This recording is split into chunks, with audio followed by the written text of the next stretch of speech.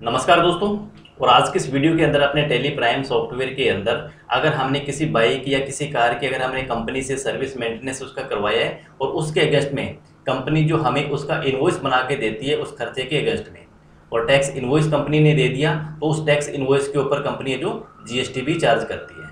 अगर हमारी company GST का आईटीसी लेने के लिए एलिजिबल है, जो हमने मेंटेनेंस सर्विस चार्ज करवाया है, तब उस कंडीशन के अंदर हमें इस वाउचर की टैली सॉफ्टवेयर में एंट्री किस प्रकार से करेंगे, लेजर किस प्रकार से बनेगा और उसकी कॉन्फ़िगरेशन सेटिंग किस प्रकार से करनी होती है। अगर हमारी कंपनी इसका सर्विस मेंटेनेंस चार्ज का यानी कि खर्चे का जो जीएसटी का आईटीसी है उसका लेने के एलिजिबल नहीं है, तो उस कंडीशन के अंदर हमने इस टाइप के वाउचर की एंट्री हमें किस तरीके से करनी होती है। आज की इस वीडियो के अंदर अपनी पूरी डिटेल और प्रैक्टिकल के साथ सीखने वाली हैं। चाहे आपने पेमेंट कैश के अंदर कर दिया हो इस खर्चे के अगेंस्ट में, चाहे आपने ऑनलाइन पेमेंट जो कर दी हो, दोनों ही कंडीशन के अंदर अपनी इसकी वाउचर की एंट्री किस तरीके से करेंगे। यानी कि अगर हमें कंपनी के अंदर जीएसटी का आईटीसी लेना है तो एंट्री कैसे होगी, अगर आईटीसी नहीं लेना है तो उस कंडीशन के अंदर एंट्री किस प्रकार से करेंगे। वीडियो बहुत ही ज़्यादा इंपॉर्टेंट है, वीडियो को एंड तक आप जरूर देखना। वीडियो पसंद आए तो लाइक जरूर कर देना, और इसी टाइप की नई नई वीडियो देखने के लिए हमारे चैनल को भी आप सब्सक्राइब कर सकते हैं।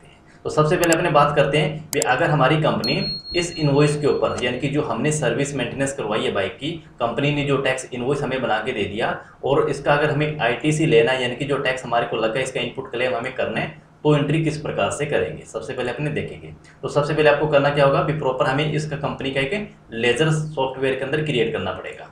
जैसे मैंने एक लेजर क्रिएट कर रखा है तो मैं अल्ट्रा पे जाऊँगा, आपको दिखा देता हूँ, मैं लेजर पे जाऊँगा। जैसे बजाज कंपनी का है तो आपको करना क्या होगा, अगर आपने इनपुट क्लेम करना है तो आपको सबसे पहले कंपनी का नाम यहाँ पे प्रॉपर लिख देना है और उसका ग्रुप हम रख देंगे सेंट्रिक क्रेडिटर, क्योंकि हमने एक तरीके की इनपुट हमने रिसीव हम कर रहे हैं। एड्रेस प्रॉपर डिटेल आपको वगैरह यहाँ पर डालनी पड़ेगी, ठीक है। स्टेट आपको विशेषकर ध्यान में रखना होगा, ठीक है। और उसके बाद में जो जीएसटी का जो टाइप है रजिस्ट्रेशन का उसको हमें रेगुलर करना पड़ेगा, और रेगुलर अगर हम करेंगे तो यहाँ पर इसका जीएसटी नंबर है वो भी हमें प्रॉपर लिखना पड़ेगा, ठीक है। एंटर प्रेस करेंगे और उसके बाद में यहाँ से हमारे से डेट पूछ लेगा, क्योंकि पहले हमारे पास में ये अनरजिस्टर्ड हमने किया हुआ था। अब हम जीएसटी नंबर डाल रहे हैं तो यहाँ पर ये इफेक्टिव डेट भी आ रही है, अभी आप इसका जो इफेक्टिव है कब से कर रहे हो। तो जैसे मैंने स्टार्टिंग से ही कर दिया 1 अप्रैल से, एंटर बटन प्रेस करेंगे और एक्सेप्ट करेंगे। तो सबसे पहले तो आपको ये लेजर क्रिएट कर लेना है, और उसके बाद में ये लेजर हमारा किससे संबंधित बन रहा है, एक्सपेंसेस का, यानी कि हमारी रिपेयरिंग चार्ज है, सर्विस कराई है बाइक की, उसके अगेंस्ट के अंदर ये इनवॉइस आया हुआ है। तो अब हमें आप चाहो तो टेली सॉफ्टवेयर के अंदर रिपेयरिंग एंड मेंटेनेंस के नाम से भी लेजर क्रिएट कर सकते हो। जैसे मैंने एक लेजर यहाँ पर क्रिएट किया हुआ है मोटरसाइकिल रिपेयरिंग एक्सपेंसेस के नाम से, ठीक है। तो अब ये मेरी कंपनी के लिए एक्सपेंसेस है तो मैंने इसको इनडायरेक्ट एक्सपेंसेस में रख दिया, और अभी तक मैंने इसके ऊपर जीएसटी एप्लीकेबल नहीं किया हुआ क्योंकि इसका इनपुट हमने लेना नहीं था।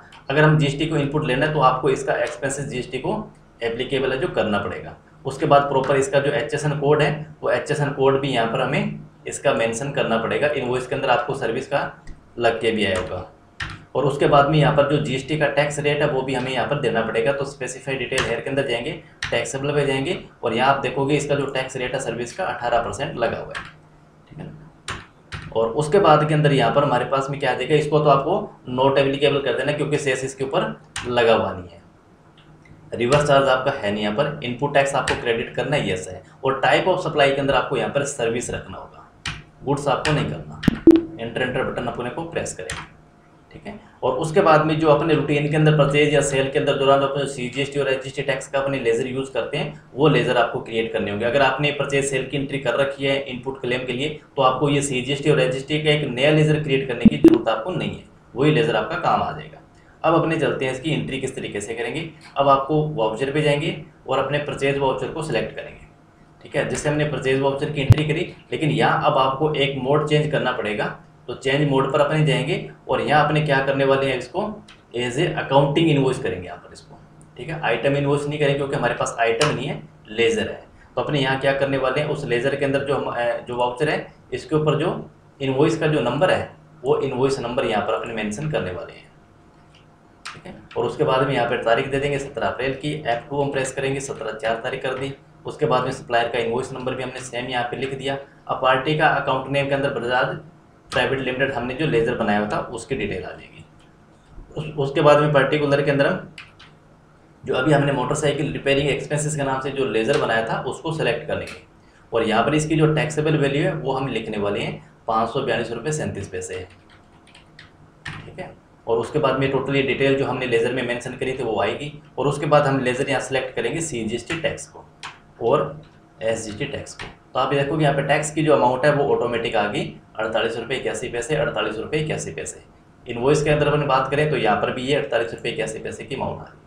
हाँ, राउंड फिगर की वजह से एक आधे पैसे का डिफरेंस हो सकता है आपके अकाउंटिंग सॉफ्टवेयर के अंदर और आपके पास में जो इनवॉइस है उसके अंदर, तो वो कोई दिक्कत नहीं है, ठीक है ना। लेकिन ज़्यादा डिफरेंस है जो नहीं होना चाहिए। जो इनवॉइस की जो फाइनल अमाउंट है वो 640 रुपये है, और हमारे सॉफ्टवेयर के अंदर भी ये फाइनल अमाउंट है, देखोगे 639 रुपये और 99 पैसे आ गई। हम एक पैसे को यहाँ पर राउंड ऑफ भी कर सकते हैं, ठीक है। एंटर बटन प्रेस करेंगे और इसको अपने एक्सेप्ट सेव कर देंगे। तो यानी कि अब ये जो अपनी एंट्री करी थी, अब यहाँ पर जो 48 रुपये 81 पैसे का जो हमारा टैक्स था, इसका इनपुट क्लेम हमें मिलेगा। अब इसको चेक करने के लिए अपने क्या करेंगे, GST की रिपोर्ट पर भी जाके चेक करेंगे। तो GST की रिपोर्ट हमें कहाँ देखने को मिलेगी, GSTR 3B के अंदर स्टेचुटरी रिपोर्ट पर जाएंगे और GST रिपोर्ट पे GSTR 3B पे, ठीक है ना। और यहाँ पर मंथ सेलेक्ट करने वाले हैं, क्योंकि हमने ये चौथे महीने के अंदर एंट्री करी थी। 1/4 से 30/4 का डाटा अपने यहाँ पर सिलेक्ट कर लेंगे। तो यहाँ पर इनपुट के अंदर जाएंगे अपने 4 नंबर टेबल के अंदर, यहाँ एंटर बटन प्रेस करेंगे, ऑल इनपुट पे जाएंगे।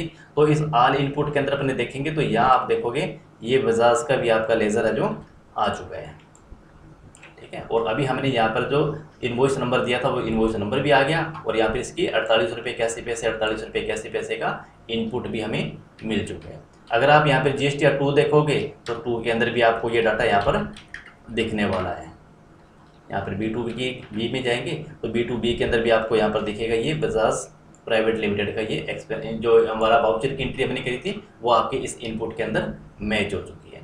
इस टाइप की एंट्री आपको तभी करनी है जब आपको इसका इनपुट क्लेम करना हो।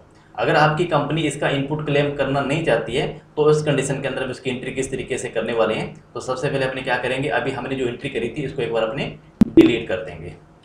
जैसे मैंने यहाँ पर अभी जो एंट्री करी थी ये वाली एंट्री अपनी 640 रुपये की, ठीक है। इसको अपने करेंगे यहाँ से डिलीट, ठीक है। लेकिन अब कंडीशन यहाँ पर आती है, मान लीजिए आपने इसका जो एक्सपेंसेस है जो आपने 640 रुपये बने इसकी आपने पेमेंट कैश पे कर दी, तब आपके पास में यहाँ पर 2 ऑप्शन बनते हैं। आप चाहो तो डायरेक्ट इसके पेमेंट वाउचर के अंदर एंट्री भी कर सकते हो।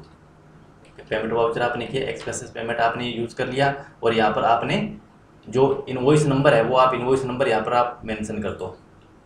कॉपी मैं कर रहा हूँ, आपको लिखना पड़ेगा, ठीक है। और उसके बाद में आप चाहो तो मोटरसाइकिल रिपेयरिंग एक्सपेंसेस के नाम से जो हमने लेज़र बनाया था वही लेज़र आपके काम आ जाएगा। लेकिन अब इस कंडीशन के अंदर आपको करना क्या पड़ेगा, इस लेज़र के अंदर जो हमने GST एप्लीकेबल किया था अब इसको यहाँ से हटाना पड़ेगा, अदरवाइज आपकी ये एरर आ जाएगी, ठीक है। 640 रुपये की एंट्री करेंगे और कैश के अगर आपने कैश का पेमेंट कर दिया तो आपने कैश यहाँ पर क्रेडिट कर दो। अब यहाँ पर जो प्रॉपर डिटेल है उस इनवॉइस से संबंधित वो आपको यहाँ पर मेंशन करनी पड़ेगी, ताकि इन फ्यूचर आपको पता रहे कि ये जो हमने रिपेयरिंग का एक्सपेंसेस एंट्री करी है तो वो कौन किसको हमने पेमेंट किया था, ठीक है ना। तो यहाँ पर आपने इसकी पूरी डिटेल है जो कंपनी की हम लिख देंगे कि बजाज लिमिटेड को किया था, बाइक की हमने यहाँ पे सर्विस कराई थी, जो भी मेंशन डिटेल करना इन फ्यूचर याददाश्त के लिए।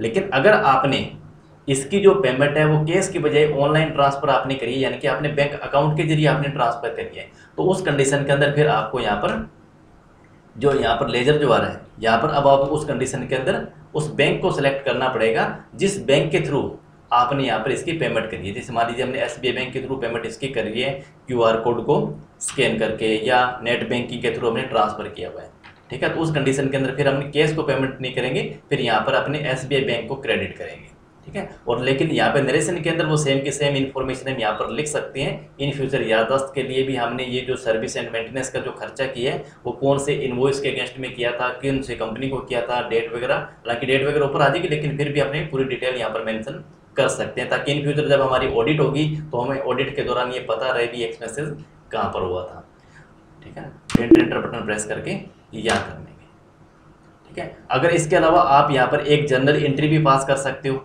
ठीक है ना। जर्नल एंट्री के अंदर आप क्या करोगे, मोटरसाइकिल को एक्सपेंसेस को डेबिट करोगे और यहाँ पर जो बजाज का हमने लेजर बनाया था इसको आप क्रेडिट भी कर सकते हो, अगर आप इन फ्यूचर प्रॉपर डिटेल को याद रखना चाहते हो। तो अब इस कंडीशन के अंदर क्या होगा कि आपके Bajaj and private limited company का जो लेजर है वो 640 रुपये से क्रेडिट हो जाएगा, और बाद के अंदर आपने जब इसकी पेमेंट कर दी तो यहाँ पर आप पेमेंट के अंदर भी इसकी डिटेल है जो लिख सकते हो, यानी कि ये उस कंडीशन के अंदर होगा जब आपने पेमेंट बाद में करी हो।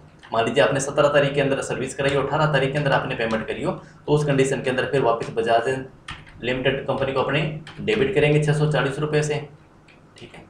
और उसके अगेंस्ट के अंदर हमें अगेंस्ट रेफरेंस के अंदर जाए तो यहाँ पर आपने उसका जो लेजर आपने रेफरेंस नंबर दिया होगा उसके अगेंस्ट अपन इसको क्रेडिट भी कर देंगे। अगर आपने उसके बाद में पेमेंट करी है बैंक के थ्रू तो आप बैंक को हम यहाँ पर क्रेडिट कर देंगे, अदरवाइज आप यहाँ पर इसको केस को भी अपने क्रेडिट है जो कर सकते हैं, और डिटेल यहाँ पर इसके अंदर नरेशन के अंदर अपने मेंशन कर सकते हैं।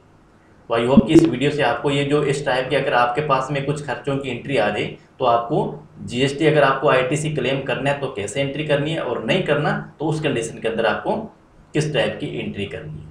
वीडियो से अगर आपको कुछ नया सीखने को मिला है तो प्लीज़ वीडियो को आप लाइक जरूर कर देना, ज़्यादा से ज़्यादा इस वीडियो को शेयर भी जरूर